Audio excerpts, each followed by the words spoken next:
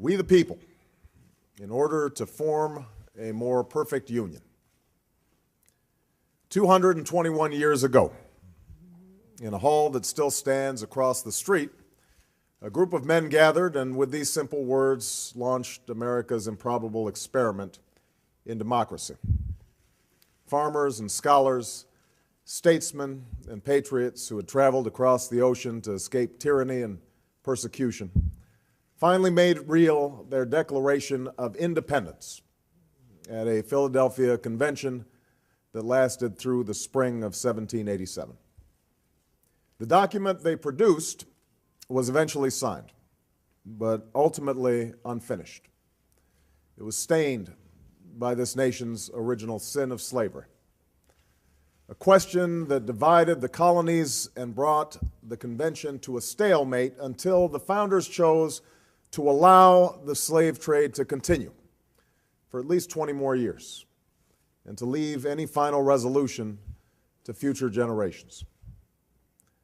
Of course, the answer to the slavery question was already embedded within our Constitution, a Constitution that had at its very core the ideal of equal citizenship under the law, a Constitution that promised its people liberty and justice, and a union that could be and should be perfected over time. And yet words on a parchment would not be enough to deliver slaves from bondage or provide men and women of every color and creed their full rights and obligations as citizens of the United States. What would be needed were Americans in successive generations who were willing to do their part through protests and struggles on the streets and in the courts, through a civil war and civil disobedience, and always at great risk, to narrow that gap between the promise of our ideals and the reality of their time.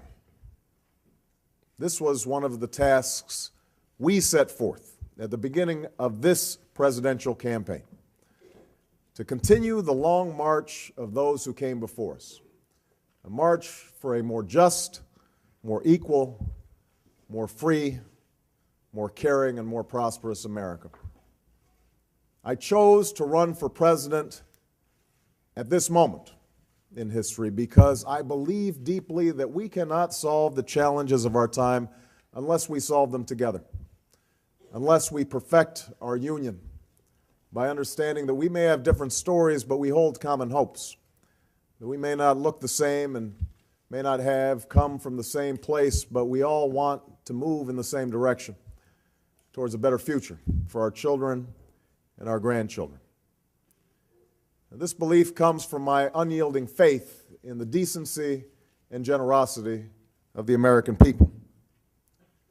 But it also comes from my own story. I'm the son of a black man from Kenya and a white woman from Kansas.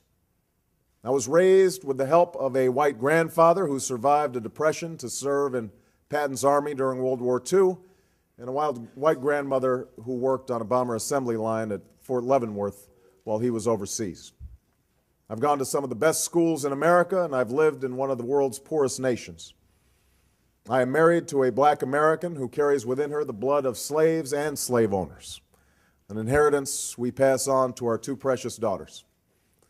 I have brothers, sisters, nieces, nephews, uncles, and cousins of every race and every hue scattered across 3 continents. And for as long as I live, I will never forget that in no other country on earth is my story even possible. It's a story that hasn't made me the most conventional of candidates, but it is a story that has seared into my genetic makeup the idea that this nation is more than the sum of its parts, that out of many, we are truly one. Now, throughout the first year of this campaign, against all predictions to the contrary, we saw how hungry the American people were for this message of unity. Despite the temptation to view my candidacy through a purely racial lens, we won commanding victories in states with some of the whitest populations in the country. In South Carolina, where the Confederate flag still flies, We built a powerful coalition of African Americans and white Americans. This is not to say that race has not been an issue in this campaign. At various stages in the campaign, some commentators have deemed me either too black or not black enough. We saw racial tensions bubble to the surface during the week before the South Carolina primary. The press has scoured every single exit poll for the latest evidence of racial polarization, not just in terms of white and black, but black and brown as well. And yet, it's only been in the last couple of weeks that the discussion of race in this campaign has taken a particularly divisive turn. On one end of the spectrum, we've heard the implication that my candidacy is somehow an exercise in affirmative action, that is based solely on the desire of wild and wide-eyed liberals to purchase racial reconciliation on the cheap. On the other end, we've heard my former pastor, Jeremiah Wright, use incendiary language to express views that have the potential not only to widen the racial divide, but views that denigrate both the greatness and the goodness of our nation, and that rightly offend white and black alike. I have already condemned, in unequivocal terms, the statements of Reverend Wright that have caused such controversy and, in some cases, pain. For some, nagging questions remain. Did I know him to be an occasionally fierce critic of American domestic and foreign policy? Of course. Did I ever hear him make remarks that could be considered controversial while I sat in the church? Yes. Did I strongly disagree with many of his political views? Absolutely. Just as I'm sure many of you have heard remarks from your pastors, priests, or rabbis with which you strongly disagree. But the remarks that have caused this recent firestorm weren't simply controversial. They weren't simply a religious leader's efforts to speak out against perceived injustice. Instead, they expressed a profoundly distorted view of this country, a view that sees white racism as endemic and that elevates what is wrong with America above all that we know is right with America. A view that sees the conflicts in the Middle East as rooted primarily in the actions of stalwart allies like Israel, instead of emanating from the perverse and hateful ideologies of radical Islam. As such, Reverend Wright's comments were not only wrong, but divisive. Divisive at a time when we need unity, racially charged at a time when we need to come together to solve a set of monumental problems: 2 wars, a terrorist threat, a falling economy, a chronic healthcare crisis, and potentially devastating climate change. Problems that are neither black or white or Latino or Asian, but rather problems that confront us all. Given my background, my politics, and my professed values and ideals, there will no doubt be those for whom my statements of condemnation are not enough. Why associate myself with Reverend Wright in the first place, they may ask? Why not join another church? And I confess that if all that I knew of Reverend Wright were the snippets of those sermons that have run in an endless loop on the television sets and YouTube, if Trinity United Church of Christ conformed to the caricatures being peddled by some commentators, there is no doubt that I would react in much the same way. But the truth is, that isn't all that I know of the man.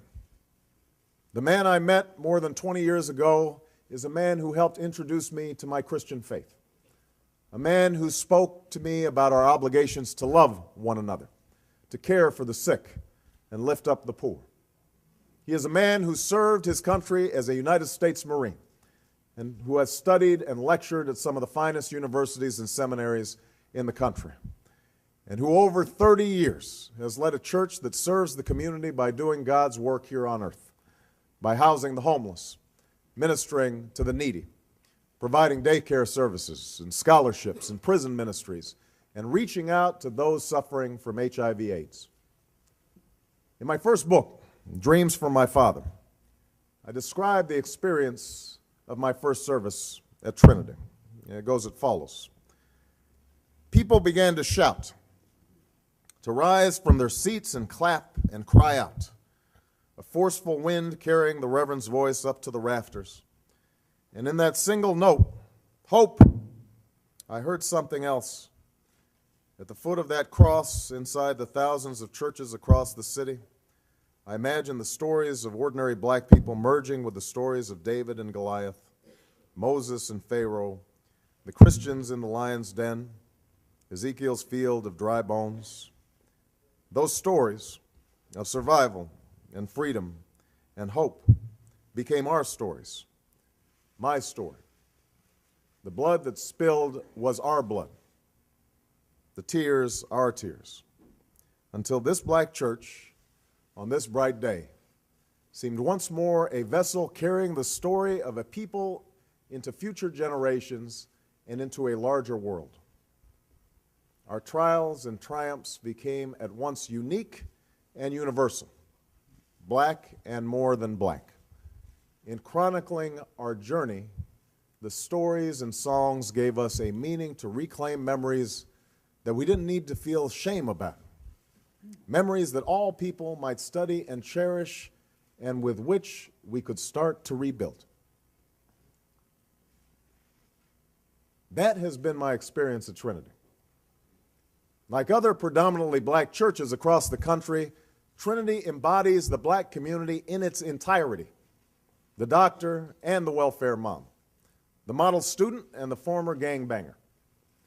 Like other black churches, Trinity's services are full of raucous laughter and sometimes bawdy humor. They are full of dancing and clapping and screaming and shouting that may seem jarring to the untrained ear. The church contains in full the kindness and cruelty, the fierce intelligence and the shocking ignorance, the struggles and successes, the love, and yes, the bitterness and biases that make up the black experience in America. And this helps explain, perhaps, my relationship with Reverend Wright. As imperfect as he may be, he has been like family to me. He strengthened my faith, officiated my wedding, and baptized my children. Not once in my conversations with him have I heard him talk about any ethnic group in derogatory terms, or treat whites with whom he interacted with anything but courtesy and respect. He contains within him the contradictions, the good and the bad, of the community that he has served diligently for so many years. I can no more disown him than I can disown the black community. I can no more disown him than I can disown my white grandmother, a woman who helped raise me, a woman who sacrificed again and again for me, a woman who loves me as much as she loves anything in this world, but a woman who once confessed her fear of black men who passed her by on the street, and who on more than one occasion has uttered racial or ethnic stereotypes that made me cringe. These people are part of me, and they are part of America, this country that I love. Now, some will see this as an attempt to justify or excuse comments that are simply inexcusable. I can assure you it is not. And I suppose the politically safe thing to do would be to move on from this episode and just hope that it fades into the woodwork. We can dismiss Reverend Wright as a crank or a demagogue, just as some have dismissed Geraldine Ferraro in the aftermath of her recent statements as harboring some deep-seated bias. But race is an issue that I believe this nation cannot afford to ignore right now. We would be making the same mistake that Reverend Wright made in his offending sermons about America, to simplify and stereotype and amplify the negative to the point that it distorts reality. The fact is that the comments that have been made and the issues that have surfaced over the last few weeks reflect the complexities of race in this country that we've never really worked through, a part of our union that we have not yet made perfect. And if we walk away now, if we simply retreat into our respective corners, we will never be able to come together and solve challenges like health care or education or the need to find good jobs for every American.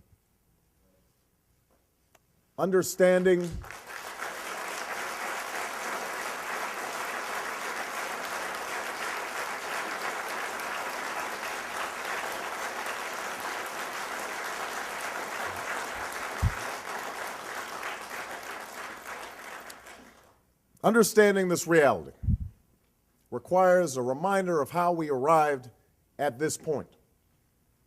As William Faulkner once wrote, the past isn't dead and buried. In fact, it isn't even past. We do not need to recite here the history of racial injustice in this country. But we do need to remind ourselves that so many of the disparities that exist between the African American community and the larger American community today can be traced directly to inequalities passed on from an earlier generation that suffered under the brutal legacy of slavery and Jim Crow. Segregated schools were and are inferior schools. We still haven't fixed them 50 years after Brown versus Board of Education.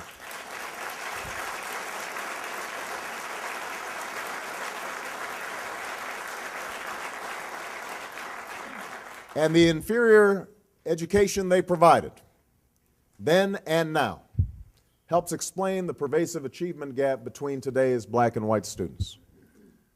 Legalized discrimination, where blacks were prevented, often through violence, from owning property, or loans were not granted to African American business owners, or black homeowners could not access FHA mortgages, or blacks were excluded from unions, or the police force, or the fire department, meant that black families could not amass any meaningful wealth to bequeath to future generations. That history helps explain the wealth and income gap between blacks and whites and the concentrated pockets of poverty that persist in so many of today's urban and rural communities. A lack of economic opportunity among black men and the shame and frustration that came from not being able to provide for one's family contributed to the erosion of black families, a problem that welfare policies for many years may have worsened, and the lack of basic services in so many urban black neighborhoods, parks for kids to play in, police walking the beat, regular garbage pickup, building code enforcement, all helps create a cycle of violence, blight, and neglect that continues to haunt us. This is the reality in which Reverend Wright and other African Americans of his generation grew up. They came of age in the late 50s and early 60s, a time when segregation was still the law of the land and opportunity was systematically constricted. What's remarkable is not how many failed in the face of discrimination, but how many men and women overcame the odds, how many were able to make a way out of no way for those like me who would come after them. But for all those who scratched and clawed their way to get a piece of the American dream, there were many who didn't make it. Those who were ultimately defeated in one way or another by discrimination. That legacy of defeat was passed on to future generations. Those young men and increasingly young women who we see standing on street corners or languishing in our prisons without hope or prospects for the future. Even for those blacks who did make it, questions of race and racism continue to define their worldview in fundamental ways. For the men and women of Reverend Wright's generation, the memories of humiliation and doubt and fear have not gone away, nor is the anger and the bitterness of those years. That anger may not get expressed in public, in front of white coworkers or white friends, but it does find voice in the barbershop or the beauty shop or around the kitchen table. At times, that anger is exploited by politicians to gin up votes along racial lines or to make up for a politician's own failings. And occasionally, it finds voice in the church on Sunday morning, in the pulpit and in the pews. The fact that so many people are surprised to hear that anger in some of Reverend Wright's sermons simply reminds us of the old truism that the most segregated hour of American life occurs on Sunday morning. That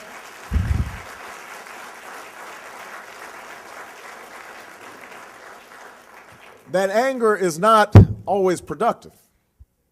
Indeed, all too often it distracts attention from solving real problems. It keeps us from squarely facing our own complicity within the African American community in our own condition. It prevents the African American community from forging the alliances it needs to bring about real change. But the anger is real. It is powerful. And to simply wish it away, to condemn it without understanding its roots, only serves to widen the chasm of misunderstanding that exists between the races. In fact, a similar anger exists within segments of the white community. Most working and middle-class white Americans don't feel that they've been particularly privileged by their race. Their experience is the immigrant experience. As far as they're concerned, no one handed them anything. They built it from scratch. They've worked hard all their lives, many times only to see their jobs shipped overseas or their pensions dumped after a lifetime of labor.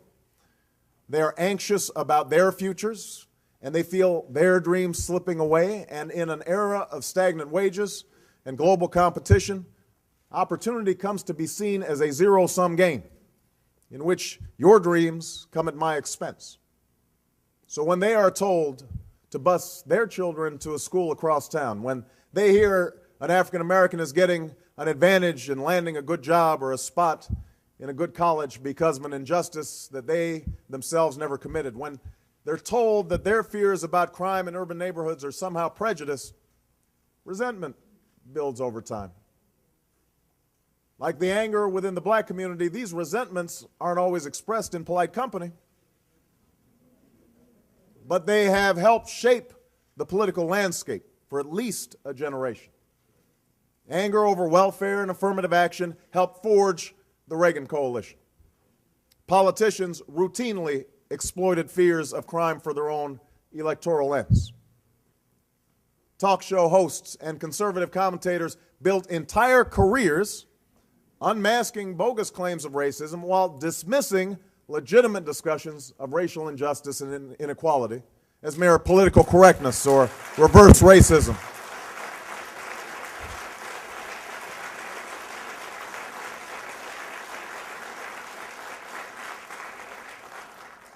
And just as black anger often proved counterproductive, so have these white resentments distracted attention from the real culprits of the middle-class squeeze, a corporate culture rife with inside dealing, questionable accounting practices, and short-term greed, a Washington dominated by lobbyists and special interests, economic policies that favor the few over the many. And yet to wish away the resentments of white Americans, to label them as misguided or even racist without recognizing they are grounded in legitimate concerns, this too widens the racial divide and blocks the path to understanding. This is where we are right now. It's a racial stalemate we've been stuck in for years. And contrary to the claims of some of my critics, black and white, I have never been so naive as to believe that we can get beyond our racial divisions in a single election cycle or with a single candidate, particularly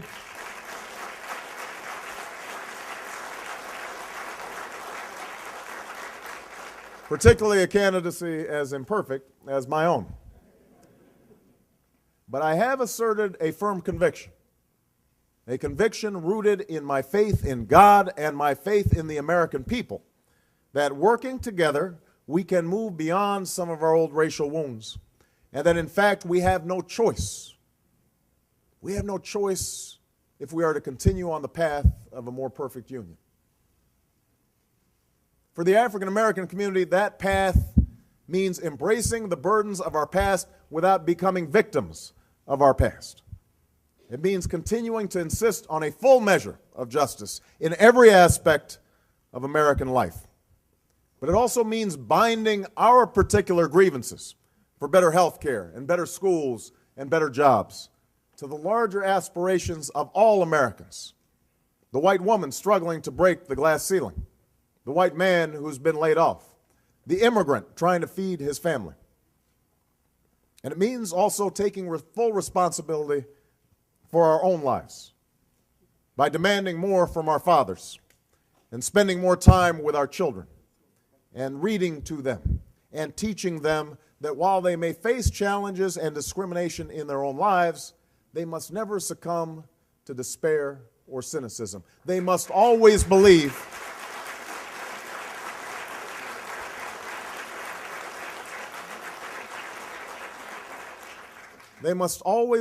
that they can write their own destiny.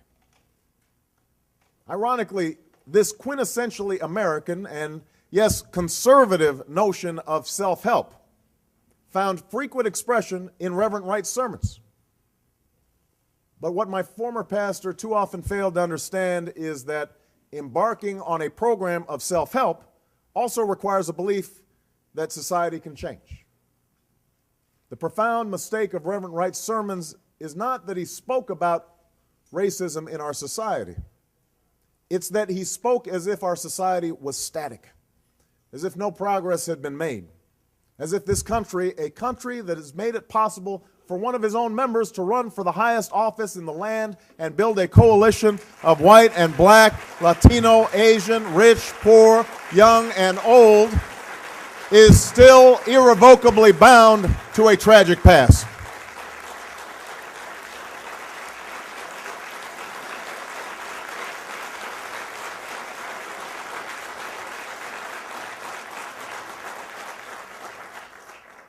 What we know, what we have seen, is that America can change. That is the true genius of this nation. What we have already achieved gives us hope, the audacity to hope for what we can and must achieve tomorrow. Now, in the white community, the path to a more perfect union means acknowledging that what ails the African American community does not just exist in the minds of black people, that the legacy of discrimination and current incidents of discrimination, while less overt than in the past, that these things are real and must be addressed, not just with words, but with deeds, by investing in our schools and our communities, by enforcing our civil rights laws and ensuring fairness in our criminal justice system, by providing this generation with ladders of opportunity that were unavailable for previous generations. It requires all Americans to realize that your dreams do not have to come at the expense of my dreams, that investing in the health, welfare, and education of black and brown and white children will ultimately help all of America prosper.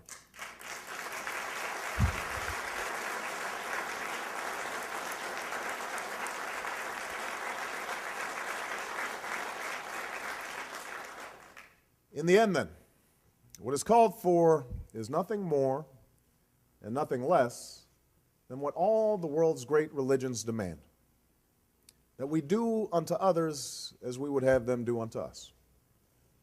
Let us be our brother's keeper, Scripture tells us. Let us be our sister's keeper. Let us find that common stake we all have in one another, and let our politics reflect that spirit as well. For we have a choice in this country. We can accept a politics that breeds division and conflict and cynicism. We can tackle race only as spectacle, as we did in the O.J. trial, or in the wake of tragedy, as we did in the aftermath of Katrina, or as fodder for the nightly news. We can play Reverend Wright's sermons on every channel, every day, and talk about them from now until the election, and make the only question in this campaign whether or not the American people think that I somehow believe or sympathize with his most offensive words.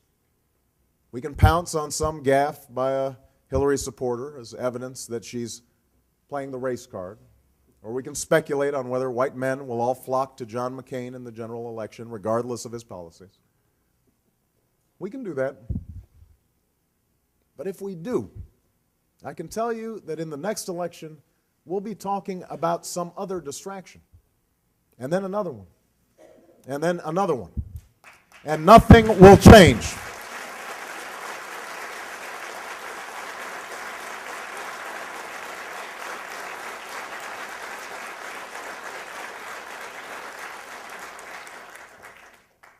That is one option.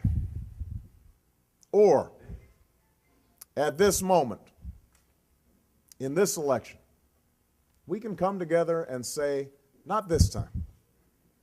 This time we want to talk about the crumbling schools that are stealing the future of black children and white children and Asian children and Hispanic children and Native American children. This time we want to reject the cynicism that tells us that these kids can't learn, that those kids who don't look like us are somebody else's problem.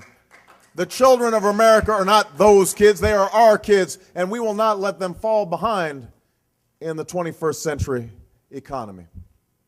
Not this time.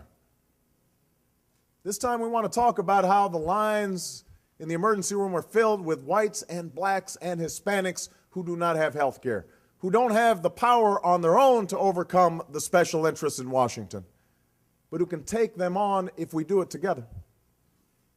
This time, we want to talk about the shuttered mills that once provided a decent life for men and women of every race, and the homes for sale that once belonged to Americans from every religion, every region, every walk of life. This time, we want to talk about the fact that the real problem is not that someone who doesn't look like you might take your job, it's that the corporation you work for will ship it overseas for nothing more than a profit. This time,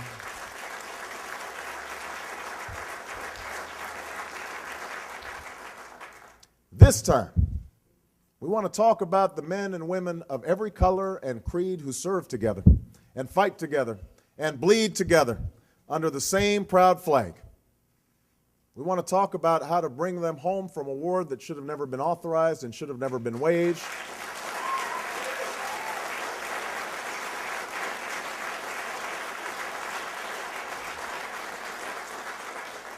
And we want to talk about how we'll show our patriotism by caring for them and their families and giving them the benefits that they have earned. I would not be running for president if I didn't believe with all my heart that this is what the vast majority of Americans want for this country. This union may never be perfect, but generation after generation has shown that it can always be perfected. And today, whenever I find myself feeling doubtful or cynical about this possibility, what gives me the most hope is the next generation. The young people whose attitudes and beliefs and openness to change have already made history in this election.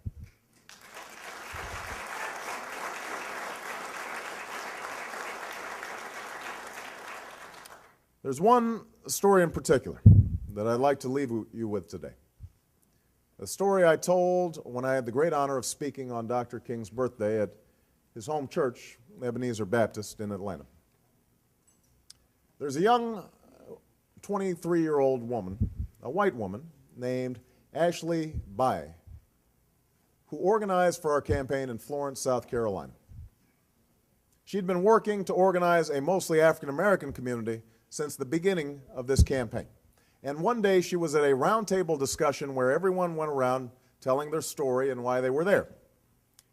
And Ashley said that when she was 9 years old, her mother got cancer. And because she had to miss days of work, she was let go and lost her health care. They had to file for bankruptcy.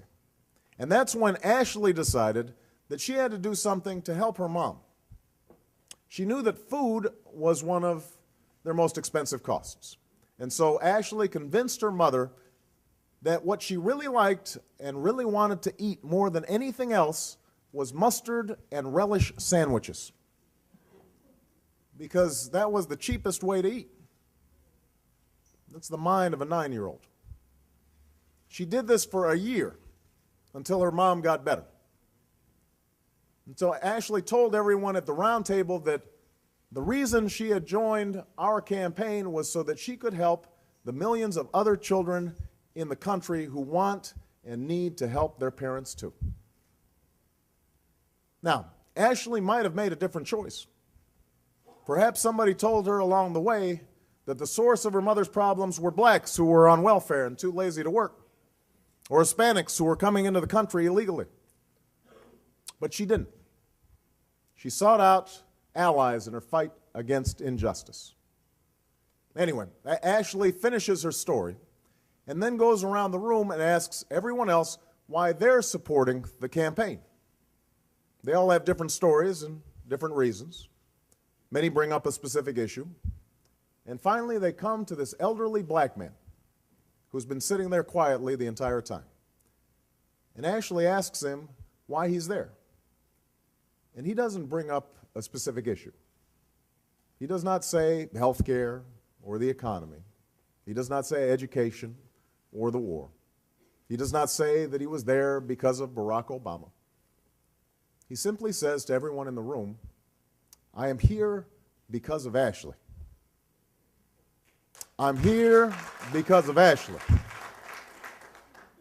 Now, by itself, that single moment of recognition between that young white girl and that old black man is not enough. It is not enough to give health care to the sick, or jobs to the jobless, or education to our children. But it is where we start. It is where our union grows stronger. And as so many generations have come to realize over the course of the 221 years since a band of patriots signed that document right here in Philadelphia, that is where perfection begins. Thank you very much, everybody. Thank you. Thank you.